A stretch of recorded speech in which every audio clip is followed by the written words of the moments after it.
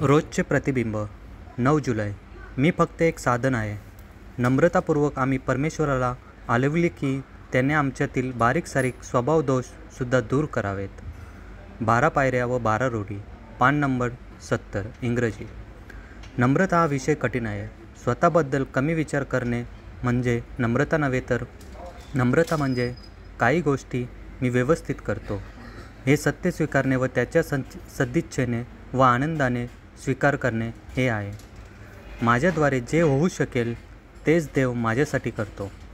मी कुणीही नसून करता करविता तो देव आहे ही जाणीव म्हणजेच नम्रता. आणि ह्याच जाणीव प्रकाशात चांगल्या रीतीने साध्य झालेल्या गोष्टीवर मी माझा अहंकार कसा दाखवू शकेल. मी जे काही काम करीत असतो ते काम देव माझ्याकडून करून घेत असतो. मी फक्त साधन मात्र आहे. माझ्यातील उणिवा त्याने काढून टाकाव्यात ह्यासाठी मी रोज देवाची प्रार्थना करतो, ज्याद्वारे मी अधिक मोकळीकीने, प्रेमाने व सेवाभावाने येयेचे काम करू शकेन.